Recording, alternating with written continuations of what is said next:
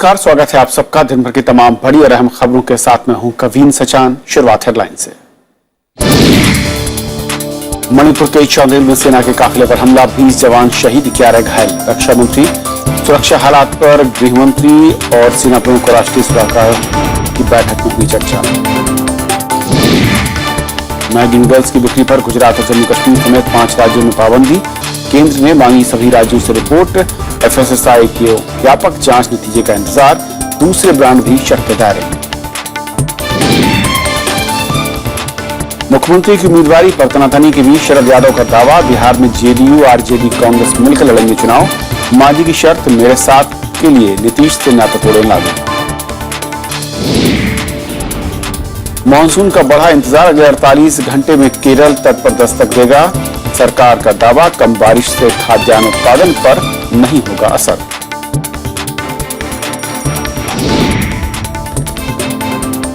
और सीमा विवाद पर चीन का दोहरा रवैया, एलसीए पर आचार संहिता बनाने की मांग, पीओके में आर्थिक कॉरिडोर के निर्माण को ठहराया जायज।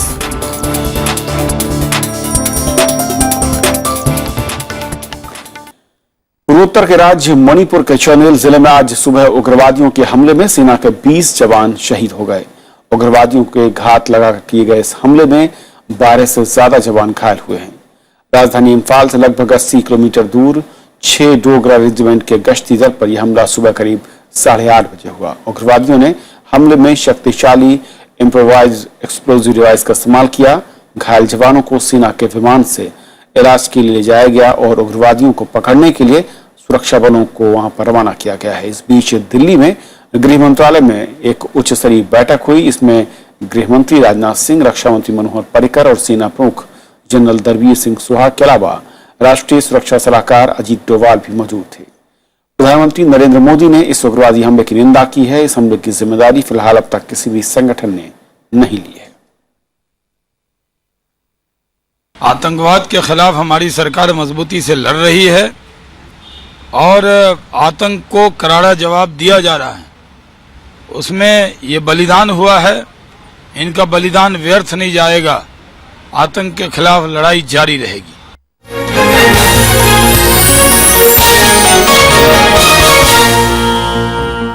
और बात बिहार की, जहां पर जनता परिवार के विलय में हो रही देरी के बीच जेडीयू प्रमुख शरद यादव ने कहा है कि जेडीयू, आरजेडी और कांग्रेस मिलकर बिहार विधानसभा चुनाव लड़ेंगी।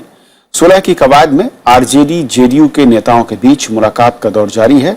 इस बीच पूर्व मुख्यमंत्री जीतन राम मांझी ने लालू यादव के सामने बातचीत के लिए नीतीश से नाता तोड़ने की शर्त रख दी है। बिहार में गठबंधन पर तमाम कयासों के बीच शरद यादव ने साफ किया है कि जेडीयू, आरजेडी और कांग्रेस मिलकर बिहार विधानसभा का चुनाव लड़ेंगी। शरद यादव ने कहा कि बीजेपी के खिलाफ बनने वाले मोर्चे में एनसीपी और दूसरी पार्टियां भी साथ आएंगी। देश में वोट का बंटवारा हुआ, बिहार में जो हुआ, इसलिए ये मर्जर हमने घोषित किया है। यदि उसमें कोई दिक्कत आएगी तो गठबंधन होना चाहिए, इसी में प्रयास करेंगे। मुख्यमंत्री नीतीश कुमार फिलहाल गठबंधन पर चुप्पी साधे हुए हैं। हालांकि नीतीश ये कहने से नहीं चूक रहे कि आगामी चुनाव में बिहार की जनता बीजेपी के झांसे में नहीं आने वाली। दरअसल जो कुछ भी है ये राजनीतिक लाभ लेने के मकसद से एक पैकेजिंग कर रहे हैं कि फिर से बिहार के लोगों को झांसा दिया जा सके। लेकिन मैं भाजपा के नेताओं को बता देना चाहता हूं कि इस बार बिहार के लोग झांसे में नहीं आएंगे। काठ की हांडी दोबारा नहीं चढ़ती है आग पर। पूर्व जेडीयू नेता जीतन राम मांझी की बीजेपी से बढ़ती नजदीकियों के बीच आरजेडी प्रमुख लालू यादव उन्हें अपने साथ लाने के पक्ष में हैं। लेकिन जीतन राम मांझी ने कहा है कि पहले लालू प्रसाद यादव नीतीश से नाता तोड़े, तभी वो बातचीत को तैयार होंगे। हमको कोई पता नहीं, दोनों का स्वार्थ अलग अलग है, लेकिन जहां तक हमारी बात है हम पहले कर चुके हैं। लालू जी यदि हमसे बात करना चाहते हैं तो सबसे पहले नीतीश कुमार से समर्थन वापस लीजिए और वापस लेकर के विधानसभा में उनको गिराइए, चीफ मिनिस्टर पद से हटाइए, उसके बाद हम बात करेंगे। बिहार के आला बीजेपी नेताओं का मानना है कि आरजेडी जेडीयू के साथ आने से एनडीए गठबंधन पर कोई फर्क नहीं पड़ेगा और राज्य में बीजेपी की अगुवाई में ही सरकार बनेगी। हम तो कह रहे हैं कि भगवान सद्बुद्धि दे कि सोनिया गांधी, लालू यादव और नीतीश कुमार मिलकर चुनाव लड़ें। इससे ज्यादा बेहतर स्थिति हमारे लिए कुछ नहीं हो सकती है। क्योंकि लोगों ने लालू यादव के 15 साल के राज को देखा, कांग्रेस को देखा है और 2.5 साल नीतीश कुमार को देखा है। इस बीच आरजेडी चुनाव के पहले मुख्यमंत्री उम्मीदवार के नाम का ऐलान नहीं करने के रुख पर कायम दिख रही है। पार्टी के वरिष्ठ नेता रघुवंश प्रसाद सिंह ने इस मसले पर जेडीयू नेता रमाई राम के बयान का समर्थन किया है। रमाई राम ने नतीजों के बाद नेता के चयन की बात कही थी। नीतीश कुमार जी के वरिष्ठ मंत्री हैं वो, तो उन्होंने जो अभी हाल में बयान दिया ठीक बयान है, मैं सहमत हूं उनसे। सीटों के बंटवारे और गठबंधन पर सहमति बनाने की दिशा में बुधवार को आरजेडी नेता भोला यादव ने नीतीश से मुलाकात की। मुख्यमंत्री उम्मीदवारी के पेच के बीच नीतीश पार्टी विधायकों और सांसदों से रायशुमारी में जुटे हैं। पार्टी के मुताबिक 17 जून तक ये प्रक्रिया जारी रहेगी। ऐसे में उम्मीद की जा रही है कि इसके बाद ही गठबंधन की रूपरेखा पर कोई फैसला हो सकता है। Bureau report, Rajya Sabha TV. और बिहार की राजनीति पर बातचीत करेंगे। हमारे साथ जेडीयू सांसद अली अनवर अंसारी साहब हैं। बहुत स्वागत है अनवर जी। सबसे पहले तो चुनाव बहुत नजदीक आ गए हैं, अब तक सिर्फ ये कथन हो रहे हैं कि मर्जर हो रहा है, गठबंधन हो रहा है, देरी क्या है? क्या अभी लगता है कि कुछ रास्ते थोड़े से शायद जो कहूँ कि एकजुटता की बात हो रही थी, कहीं कोई एक ब्रेकर सा है? नहीं, देखिए हम लोग तो मर्जर के पक्ष में थे और आप जानते हैं कि मर्जर का एक तरह से ऐलान भी हो गया था, उसके नेता भी चुन लिए गए थे।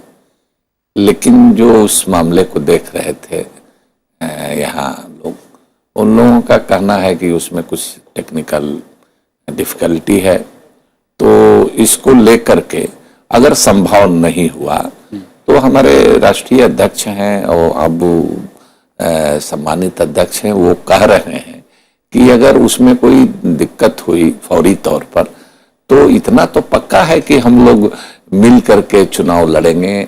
आरजेडी, जेडीयू, कांग्रेस ये मिल के लड़ेंगे और लोगों के लिए भी दरवाजा खुला हुआ है। शशांक साहब, आप देखिए कि सीपीआई भी मदद कर रही है हम लोगों को, कई निर्दलीय मदद कर रहे हैं, उनकी मदद से, सबकी मदद से सरकार चल रही है और सब लोगों ने मिल के नीतीश कुमार जी को नेता माना है। आप तो जानते हैं कि नीतीश जी हट गए थे मुख्यमंत्री से और जीतन राम मांझी को उन्होंने बना दिया था। हालांकि हम लोग पार्टी के लोग, पार्टी के विधायक, सांसद, रैंक एंड फाइल तैयार नहीं था, लेकिन उनको उन्होंने कहिए एक तरह से भावावेश में आकर के ऐसा कर दिया था। तो सब लोगों ने, कांग्रेस के लोगों ने, सीपीआई के लोगों ने, आरजेडी के खुद लालू यादव जी ने, हम लोगों ने, सब लोगों ने दबाव दे करके उनको फिर से बनाया। तो स्वाभाविक नेता हैं नीतीश कुमार जी हम सब लोगों के। जिस तरीके से लालू यादव कह रहे हैं कि जीतन राम मांझी को साथ में लेना चाहिए, मांझी साहब कह रहे हैं कि नीतीश जी को पहले छोड़ दें, अलग कर दें, फिर बात करें, तो क्या मैं कहूं कि अभी भी ये जो एक रूपरेखा है, जो सांचा है, जिसमें कि फिट करने की कोशिश हो रही है छोटे दलों को, ये पुरानी बातें हैं। और जीतन राम मांझी जी तो बीजेपी के क्या कहा जाए, रिमोट कहिए या जो कहिए उस पर चले गए हैं। वो हों, पप्पू यादव जी हों, फिर भी लालू जी उनसे इतना प्यार दिखाया। चल नहीं, पहले की बात है, इधर तो लालू जी ने इस तरह की कोई बात नहीं की। लालू जी ने खुद कहा है कि हम लोग मिल करके लड़ेंगे और सब लोगों की इतना पक्का जानिए कि बीजेपी को पराजित करने के लिए जो ट्रायल बिहार में लालू जी और नीतीश जी ही ने शुरू किया ना, और वो सक्सेसफुल हुआ। 10 सीट पर जो उपचुनाव हुआ तो वो तो ट्रायल था, तो वो उसी का एक्सटेंशन है। ये गवर्नमेंट चल रही है, उसी का एक्सटेंशन आप देखेंगे इस चुनाव में, और सब मिल करके। इसीलिए जो मोदी जी बोल रहे हैं कि ये आइडियल सिचुएशन होगा, दरअसल उनका ये डर बोल रहा है। जो ही कोई बयान, कोई इधर उधर से व्यक्तिगत लोग कुछ बयान दे देते हैं तो बाँछें खिल जाती हैं बीजेपी की। लगता है कि आ गया अब समय, ये जल्दी टूटे। ये तो जानते हैं कि ये तीनों मिल के लड़ेंगे तो इनका कहीं आता पता नहीं रहेगा। दिल्ली से भी खराब हालत बिहार में होने वाली है। लेकिन अली अनवर साहब, वही मैं कहूं उपचुनाव के नतीजे ही हैं जो शायद महत्वाकांक्षाएं भी बढ़ा रहे हैं। आपके जो सहयोगी दल हैं, जिनका मैं कहूं गठबंधन मर्जर की बात हो रही है, कैसे नहीं लगता कि दबाव की रणनीति चल रही है कि किसको कितनी ज्यादा सीटें हों? नेता पद को लेकर अभी मैं कहूं कि एक तरीके से चिगुफे छोड़े जा रहे हैं, विवाद को हवा देने की भी कोशिश हो रही है। देखिए, एक दल में भी आप देखते हैं चुनाव के समय टिकट बंटवारे को लेकर के, हमारा दल हो या और किसी का दल हो, सबसे ज्यादा झगड़ा तो बीजेपी में है। हमारा तो एक नाम भी है, और कोई नाम तो नहीं आया है, नीतीश जी का नाम है। वहां तो ये मोदी जी तरस रहे हैं, सुशील जूनियर मोदी जी, सुशील मोदी जी, कि उनका नाम पार्टी ये करे, और दूसरे कई पहलवान उसमें है, तो उनकी पार्टी तो इन सब को छोड़ करके मोदी जी को चेहरा बना करके चुनाव लड़ेगी। तो इनके यहाँ तो बहुत झमेला है, हमारे यहाँ तो बिल्कुल साफ साफ है। आपका लगता है कि चाहे रमीराम कुछ भी कहें, रघुवंश बाबू कह रहे हो, नीतीश कुमार ही नेता होंगे? देखिए, नीतीश कुमार नेता हैं ऑलरेडी, सब लोगों ने माना हुआ है, और नीतीश कुमार का ही 9 साल का जो उनका गुडविल है, उसी के जो सारे कमाया है, उसी को आगे रख करके हमको चुनाव जीतना है। और नीतीश कुमार ही ऐसी शख्सियत के मालिक हैं जिसको सभी वर्गों, सभी जातियों, सभी धर्म के लोगों का समर्थन है। और आप ये जान लीजिए कि न सिर्फ ये बिहार का चुनाव तो कहने के लिए हो रहा है, ये पूरे देश की नजर इस पर लगी हुई है, और लोग चाहते हैं कि बिहार अगर सांप्रदायिकता से बचे और उन ताकतों के चंगुल में जाने से बचे तो देश का भी भला होगा। इसलिए सब लोग चाहते हैं, यहां तक कि मैं कहूं कि हम लोग सेंट्रल हॉल में बैठते हैं तो एनडीए के कई घटक लोग ये कहते हैं कि नहीं भाई, बिहार में मिल करके आप लोग बीजेपी को पराजित कीजिए। आपकी नजर एनडीए के कुछ घटक दलों को तो नहीं है बिहार में जो उनके साथ खड़े हुए हैं? देखिए, हम नाम किसी का नहीं ले रहे हैं, लेकिन वो बिहार से लेकर के और वो महाराष्ट्र तक और पंजाब तक सब जगह फैले हुए हैं। जितने भी सेकुलर लोग हैं, डेमोक्रेटिक लोग हैं, और जो ये महसूस कर रहे हैं कि बीजेपी देश को गलत दिशा में और देश में एक तनातनी और का माहौल और उनको साथ लेने में आपको गुरेज नहीं होगा? उनको भी साथ लेने में गुरेज नहीं होगा? किनको साथ? एनडीए के जो सहयोगी दल हैं, अगर वो साथ लेने नहीं, उनका कहें उनकी सदिच्छा में कह रहा हूं कि वो बातचीत में अपनी सदिच्छा बताते हैं, ये चाहते हैं कि बिहार को बीजेपी के चंगुल में नहीं जाना चाहिए, बिहार में सेकुलर डेमोक्रेटिक सरकार बननी चाहिए। चलिए अली नूर जी, बहुत बहुत शुक्रिया इस पूरे मसले पर हमसे बातचीत करने के लिए आपका। तो ये थी हमारी पहली खबर। छोटा सा ब्रेक के उस पार दिन भर की दूसरी बड़ी खबर।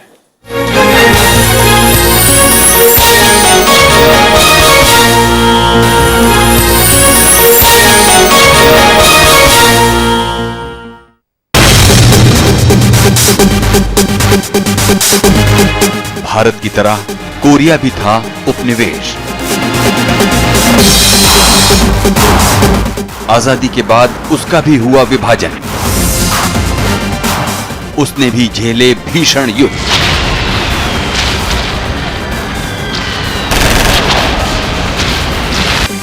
लेकिन कैसे विकसित देशों की जमात में खड़ा हो गया दक्षिण कोरिया? देखिए हमारी स्पेशल रिपोर्ट कोरिया के सबक, गुरुवार रात 10:30 बजे और शुक्रवार सुबह 10:30 बजे।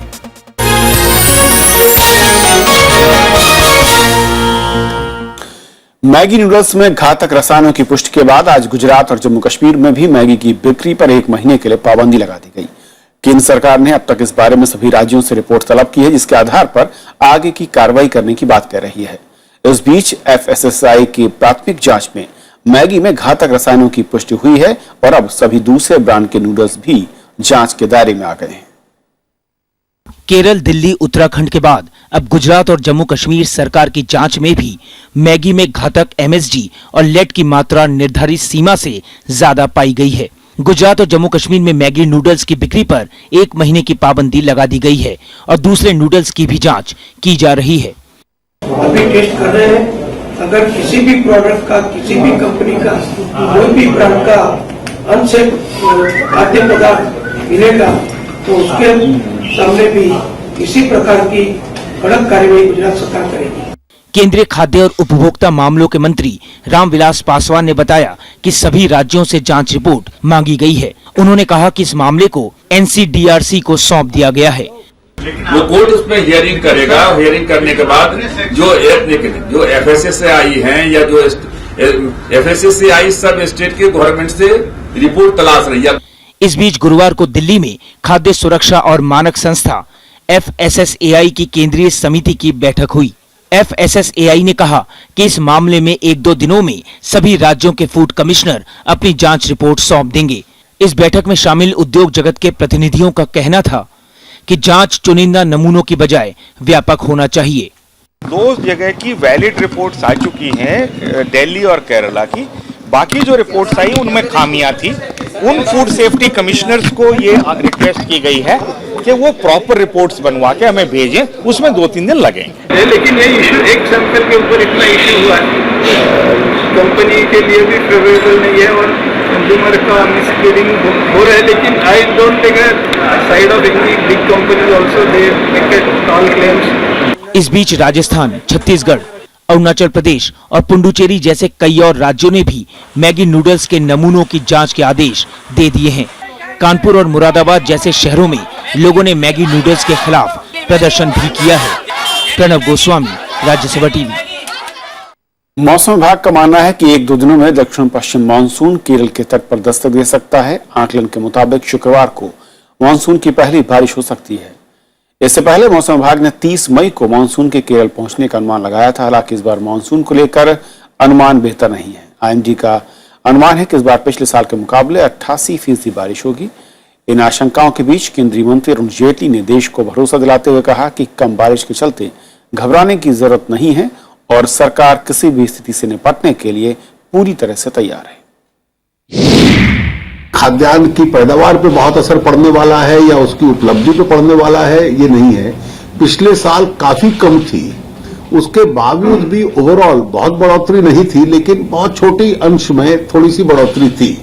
तो इस साल मैं उससे बेहतर सिचुएशन देखता हूं। संसद की स्थायी समिति ने जम्मू कश्मीर में पिछले साल आई बाढ़ को राष्ट्रीय आपदा करार दिया है। समिति ने केंद्र सरकार से पीड़ितों के राहत और पुनर्वास के लिए और फंड देने की सिफारिश की है। जल संसाधन मामलों की संसद की स्थायी समिति का कहना है कि राज्य सरकार केंद्र की मदद के बिना इस काम को पूरा नहीं कर सकती। समिति के अध्यक्ष हुकुम सिंह ने कहा कि इस बारे में हालात का आकलन कर लिया गया है और संसद को अपनी सिफारिश करेगी। उन्होंने कहा कि पुनर्वास सरकार की प्राथमिकता है, साथ ही नदी के किनारों पर अतिक्रमण हटाने की भी जरूरत है। केंद्र सरकार के 1 साल के कामकाज और प्रधानमंत्री नरेंद्र मोदी के प्रदेश दौरों को लेकर कांग्रेस नेता आनंद शर्मा ने आज एनडीए पर निशाना साधा। उन्होंने एनडीए के विकास के दावों पर भी सवाल खड़े किए। वहीं बीजेपी ने आनंद शर्मा के आरोपों को हताशा वाला बयान करार दिया। कांग्रेस नेता आनंद शर्मा ने एनडीए सरकार के 1 साल के कार्यकाल को दिशाहीन बताया है। उन्होंने कहा कि केंद्र सरकार विकास के नाम पर लोगों को गुमराह कर रही है, जबकि वास्तविक स्थिति इससे कहीं अलग है। The Prime Minister of India says for the first time a Prime Minister is being welcomed. For the first time American President comes. For the first time the Australian Prime Minister will come. For the first time India is being recognized on the world stage. Is he trying to say that this great country did not exist before 16th May 2014? BJP ने आनंद शर्मा के बयान पर प्रतिक्रिया देते हुए कहा है कि लोकसभा चुनाव में मिली हार को कांग्रेस भुला नहीं पा रही है। आज भारत को एक ऐसा प्रधानमंत्री मिला है जिसको देश के लोग प्यार करते हैं, मोहब्बत करते हैं, जो देश के लिए जीता है, जो देश के लिए काम कर रहा है। और कांग्रेस ऐसे प्रधानमंत्री पर इस तरह का बयान देकर पूरे देश का अपमान कर रही है कांग्रेस। एनडीए सरकार के 1 साल पूरा होने के मौके पर प्रधानमंत्री नरेंद्र मोदी ने हाल ही में अलग अलग समाचार एजेंसियों को इंटरव्यू दिया था, जिसमें उन्होंने 1 साल में देश में आर्थिक मोर्चे पर बेहतर हालात की बात कही थी। Bureau report, Rajya Sabha TV. देश भर में स्टेट बैंक ऑफ इंडिया के 5 सहयोगी बैंकों ने आज कामकाज नहीं हुआ। कर्मचारी एसबीआई में इन बैंकों के विलय का विरोध कर रहे हैं और मांग न पूरी होने पर कर्मचारियों ने 24 जून को फिर से हड़ताल की चेतावनी दी है। भारतीय स्टेट बैंक के 5 सहयोगी बैंकों state Bank of Bikaner Jaipur, Travancore, Mysore, Hyderabad और पटियाला के कर्मचारी गुरुवार को देशव्यापी हड़ताल पर रहे। सहयोगी बैंकों के ये कर्मचारी एसबीआई प्रबंधन से अपने को अलग करने की मांग कर रहे हैं। कर्मचारी union state Bank of India प्रबंधन के भेदभावपूर्ण रवैये से भी खासा नाराज हैं। स्टेट बैंक ऑफ इंडिया की एसोसिएट बैंकों के साथ मनमानी वाला रवैया है, उसको हम प्रोटेस्ट कर रहे हैं। जो स्टेट बैंक ऑफ इंडिया में बेनिफिट स्टाफ को दिए जाते हैं वो ऑटोमेटिकली पहले एसोसिएट बैंकों में भी दिए जाते थे। अब स्टेट बैंक ऑफ इंडिया का रवैया कुछ चेंज होता जा रहा है। एसबीआई के सहयोगी बैंकों के कर्मचारी लंबे अरसे से अंशकालिक कर्मचारियों की नियुक्ति और कुछ भत्तों में बढ़ोतरी की भी मांग कर रहे हैं कि हमारी जो वर्किंग है that is better than State Bank of India, but these people are जो लोग हैं सिर्फ वी आर वर्किंग एंड वो जो सारे बेनिफिट्स हैं वो अपने स्टाफ को देते हैं, अपना फायदा उठाते हैं। इन मांगों को कुछ राजनीतिक दल भी सही ठहरा रहे हैं। They may appear to be very specific economic demands, but they are all genuine demands, reasonable demands, and that's what they have been agitating. And I think the finance minister should take note of the ongoing agitation. मांगे नहीं माने जाने पर SBI सहयोगी बैंकों के कर्मचारी union ने 24 जून को फिर से देशव्यापी हड़ताल की बात कही है। कृति मिश्रा, राज्यसभा टीवी। केंद्र सरकार का मानना है कि जम्मू कश्मीर से सशस्त्र बल विशेषाधिकार कानून यानी कि अफस्पा हटाने पर आखिरी फैसला सुरक्षा एजेंसियों की तरफ से आना चाहिए। पीएमओ में राज्य मंत्री जितेंद्र सिंह ने जम्मू में कहा कि इस मुद्दे पर सही फैसला सुरक्षा एजेंसियां ही ले सकती हैं। उन्होंने कहा कि इस मसले पर राजनीतिक संगठन की सलाह पर फैसला नहीं किया जा सकता। साथ ही उन्होंने स्पष्ट किया कि कोई पार्टी या संगठन राय देने को स्वतंत्र है, लेकिन सिर्फ इन सलाह के आधार पर सशस्त्र बल विशेषाधिकार कानून को हटाया नहीं जाना चाहिए। जितेंद्र सिंह के मुताबिक राज्य में सुरक्षा हालात की बेहतर जानकारियां सिर्फ सुरक्षा एजेंसियां ही दे सकती हैं। चीन ने वास्तविक नियंत्रण रेखा यानी कि एलसी पर स्थिति साफ करने की भारत की मांग को नकार दिया है। चीन ने इस मामले को लेकर आचार संहिता पर समझौते की बात कही है। इतना ही नहीं, पाकिस्तान के कब्जे वाले जम्मू कश्मीर में आर्थिक कॉरिडोर के निर्माण को भी उसने जायज ठहराया है।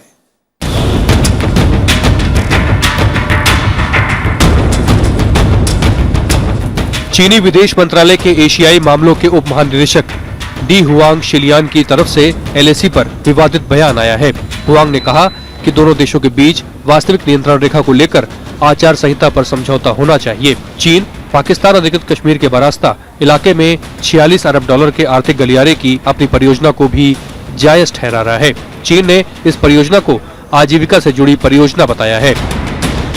पिछले महीने चीन यात्रा के दौरान प्रधानमंत्री नरेंद्र मोदी ने दोनों देशों के बीच वास्तविक नियंत्रण रेखा का मुद्दा उठाया था। मामले को हल करने की दिशा में उन्होंने एलएसी को स्पष्ट करने की बात कही थी ताकि सीमा पर उल्लंघन की स्थिति न बने।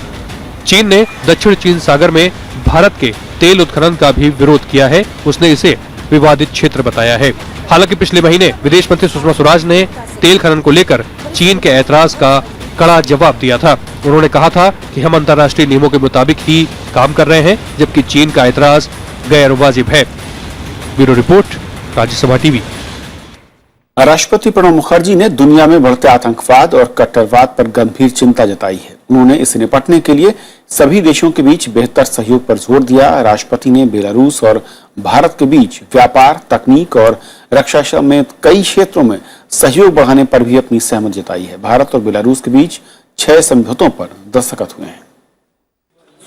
राष्ट्रपति प्रणब मुखर्जी ने बेलारूस यात्रा के दूसरे दिन राजधानी मिन्स्क में प्रधानमंत्री आंद्रेई कोपयुवोकोव से मुलाकात की। इस मौके पर राष्ट्रपति ने कहा कि दोनों देश विज्ञान, तकनीक और रक्षा के क्षेत्र में आपसी सहयोग बढ़ाएंगे।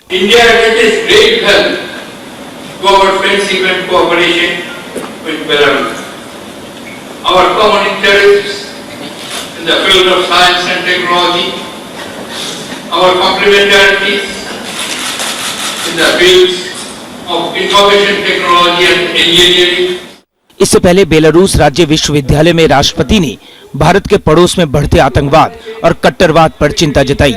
उन्होंने कहा कि ये भारत के साथ ही बेलारूस की सुरक्षा के लिए चुनौती है। प्रणब मुखर्जी ने संयुक्त राष्ट्र सुरक्षा परिषद में बेलारूस की ओर से भारत की स्थायी सदस्यता का समर्थन करने का स्वागत किया।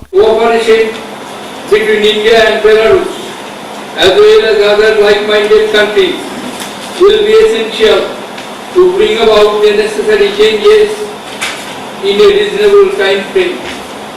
We appreciate Belarus's support for India's permanent membership of United Nations Security Council and membership of the Nuclear Supply Group. राष्ट्रपति प्रणब मुखर्जी और बेलारूस के राष्ट्रपति अलेक्जेंडर वी लुकाशेंको की मौजूदगी में दोनों देशों के बीच 6 समझौतों पर हस्ताक्षर भी हुए। भारत और बेलारूस ने अंतर्राष्ट्रीय मंचों के अलावा व्यापार समेत दूसरे क्षेत्रों पर मिलकर काम करने पर भी सहमति जताई है। राष्ट्रपति ने उम्मीद जताई कि 2020 तक दोनों देशों के बीच व्यापार 1 अरब अमेरिकी डॉलर तक पहुंच जाएगा। Bureau report, Rajya Sabha TV. तो इस बुलेटिन में फिलहाल इतना ही। नमस्कार।